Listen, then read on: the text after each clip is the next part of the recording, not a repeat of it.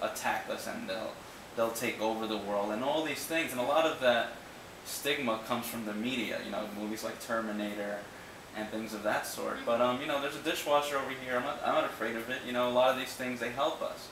And actually, it seems to be that is the one thing, which is science and technology, that has pushed us forward. And that's why we advocate for it, because in this society, that is stifled, because of patent laws, because of corporations, because of finance. There's so many things that keep on stifling real progress, because a good idea to solve hunger is good, but then, it's too expensive. So what can we do? We just let the people starve. And that's why we want to present this new economic model. Your ideas is very close to communistic ideas. Right. What you can say, what's the difference between communistic society, which created my country, which Thai people created my country, and ideas of Venus Project? What's the difference? Well, the difference is that they're still tied to money.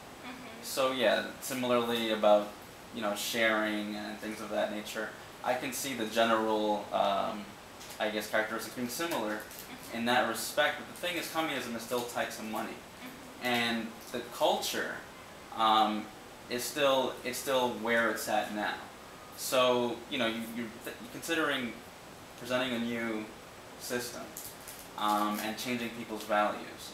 So that's the biggest difference. Communism, I'm not sure how much they address the values that we need to change, and that's something that often, even in the movement, some forget that it's not so much just the technology and not just sharing, but the values. It's something that I stress very often, because people want to see something tangible.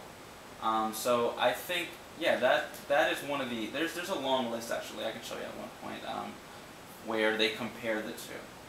There's several people in the organization in the movement who make charts, because that's the argument. What's the difference between that and socialism?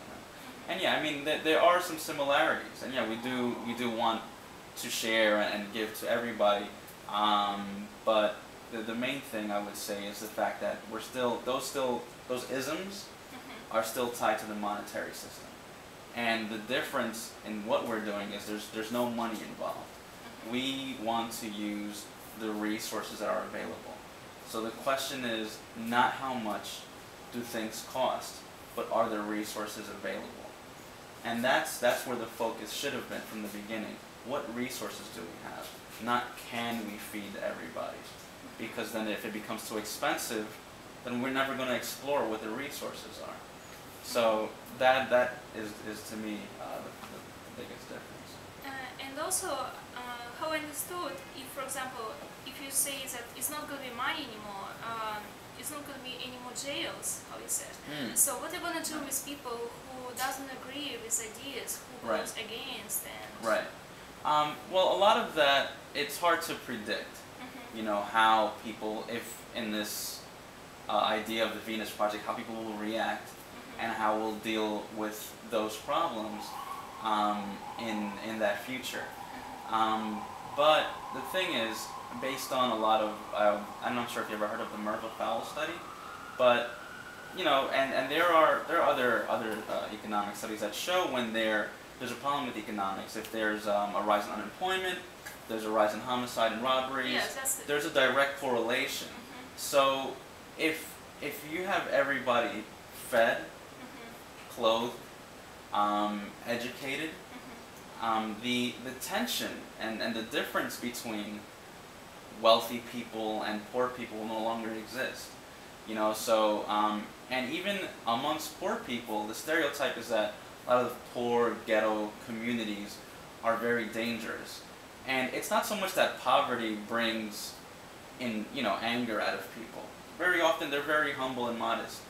The problem is when you have affluence right in front of poverty. You have very poor neighborhoods right in front of very wealthy ones. And that tension will no longer be there, and that exists all over the world, and that's what creates a lot of hostility. So there won't be that craving, because if you're in your house and your kids are hungry, you look across the street and all these people are eating and they're all educated and they can go to college with no problems. You won't resent that. And very often people take out their anger directly to maybe another individual.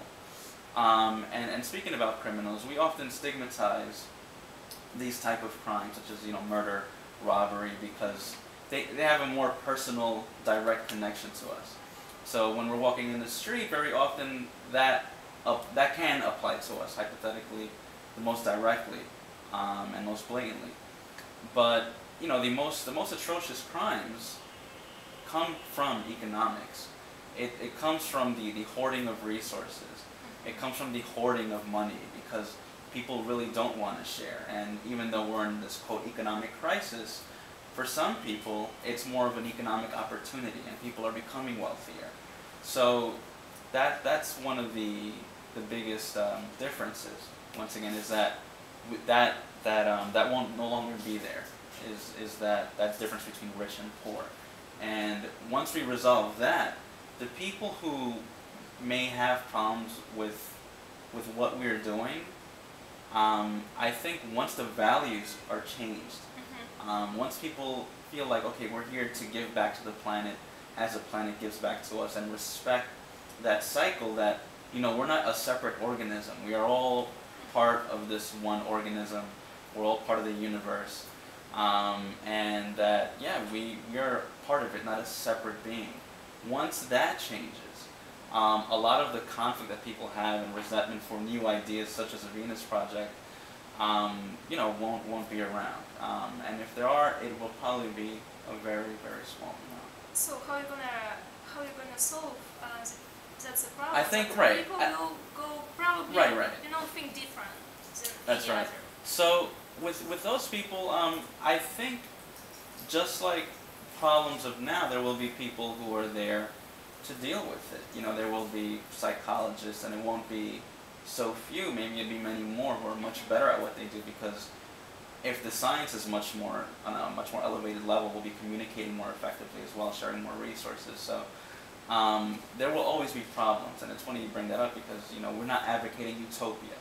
We understand that there's always problems, that there always will be problems.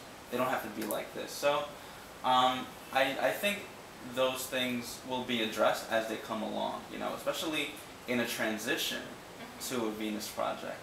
There's going to be a lot of that. Right now people are like, oh, that can't happen, and there'll be so much resistance.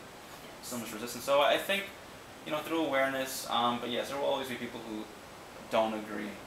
But I think that's very natural too. I think sometimes you need people to disagree, because you need to think critically, and maybe you might be doing something that you think is the right way to do, and you have somebody who disagrees, and sometimes people get defensive, but sometimes it's good. You need that. So I would not even necessarily look at it so much of a quote unquote problem. We need people to kind of look at things differently. But how I found information, I found that if it's going to exist people who disagree and who goes against, it's going to exist some special hospitals for people who disagree. Wow. So that's what I found, and I'm just wondering what's the difference between jails and the hospitals, and I mean, what's the idea of that? Yes. Well, hopefully, and like I said, these are kind of hypothetical questions, right?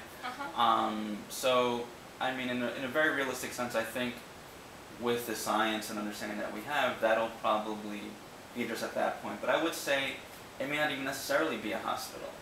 Maybe it'll be through some type of interaction. Maybe it'll be, hey, you might just not agree with us, but maybe come hang out with us and let's just talk, let's hang out, or let's go to a movie or play some basketball, or it might not have to be addressed in such a cold manner where it's either a jail or a hospital or something that we associate with getting help. And hopefully in the future, in this hypothetical Venus Project, we won't be addressing problems the same way we are now, via hospital, or special quote-unquote treatment. It might be something very simple. It might not be something that needs a lot of intensive attention. It might be something that doesn't have to be addressed through these conventional means. All right. And next question: how do you see a plan? What's the exact plan